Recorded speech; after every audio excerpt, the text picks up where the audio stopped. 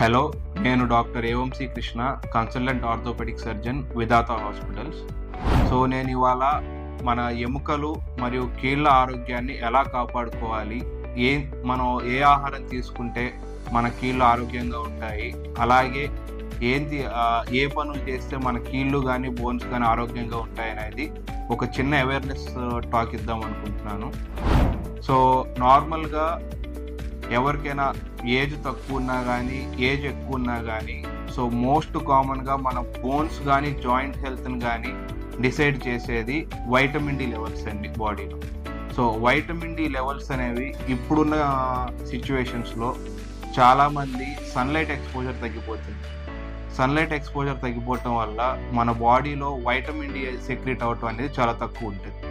So ఎప్పుడైతే ఇప్పుడున్న జనరేషన్లో వాళ్ళు ఆడవాళ్ళైనా మగవాళ్ళైనా కానీ స్కిన్ కేర్ మీద ఎక్కువ కాన్సన్ట్రేషన్ తీసుకొని ఎండలోకి వెళ్తే నల్లబడిపోతాము, ఎండలోకి వెళ్తే స్కిన్ పాడైపోతుంది అని చెప్పి మ్యాక్సిమం ఎండలోకి వెళ్ళటం తగ్గించేస్తున్నారు.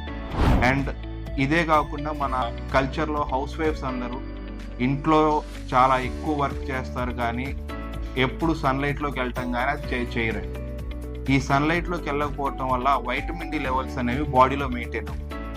సో ఎప్పుడైతే వైటమిన్ డి లెవెల్స్ బాడీలో తక్కువ అవుతూ ఉంటాయో మనం బోన్లో ఉండాల్సిన కాల్షియం, బోన్కి కావాల్సిన కాల్షియం అనేది తగ్గిపోతూ వస్తుందండి. సో ఇలా తగ్గుతూ రావటం వల్ల బోన్ ఒక్కటే కాదు, జాయింట్లో కూడా మనకి కార్టిలేజ్ అనేది ఏదైతే ఉందో అది కూడా రిపేర్ చేసుకోవడానికి వైటమిన్ డి హార్మోన్ కానీ విటమిన్ అంటాం కానీ అది హార్మోన్లా పనిచేస్తుంది vitamin D. So vitamin D అనేది చాలా ఇంపార్టెంట్. సో ఎప్పుడైతే ఈ వైటమిన్ డి లెవెల్స్ తగ్గుతాయో బోన్స్ చాలా పెలుసుగా మారిపోతాయండి. ఏదన్నా ఊరికే కింద పడినా కానీ ఫ్రాక్చర్స్ అవటం, లేకపోతే ఇంకా ఇప్పుడున్న యంగ్ పీపుల్లో అయితే బాగా ఏ చిన్న పని చేసినా కానీ త్వరగా అలసిపోవటం, జిమ్ స్టార్ట్ చేసినా లేకపోతే చిన్నగా కొద్ది దూరం వాకింగ్ చేసినా కానీ బోన్ పెయిన్స్ రావటం, మజిల్ పెయిన్స్ రావటం, ఇవి చాలా కామన్గా చూస్తామండి. సో మనం బోన్ హెల్త్ కానీ జాయింట్ హెల్త్ కానీ మెయింటైన్ చేయాలి అంటే వైటమిన్ డి అనేది బాడీలో లెవెల్స్ ఎక్కువ ఉండాలి. సో వైటమిన్ డి లెవెల్ బాడీలో ఎక్కువ ఉండాలంటే మనం ఏం చేయాలి? So first and foremost sunlight exposure. ఎండ ఎంత ఎక్కువగా మనకి బాడీకి తగులుతూ ఉంటే వైటమిన్ డి లెవెల్స్ అనేవి అంత ఎక్కువ ఉంటుందండి.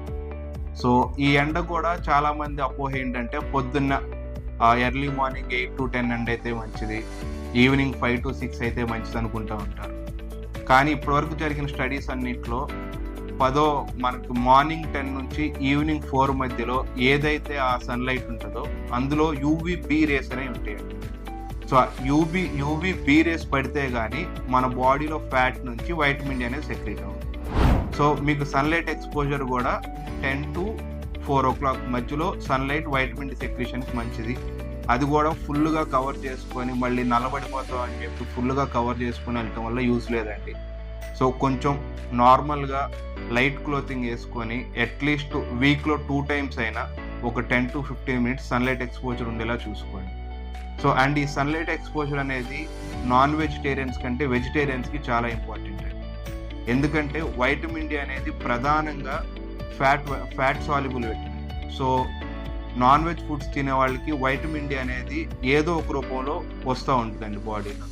వెజిటేరియన్స్కి only source and the best source sunlight అనేది. సో వెజిటేరియన్స్ ఇంకా కేర్ఫుల్గా ఉండాలి వైటమిన్ డి వైటమిన్ డి దగ్గర.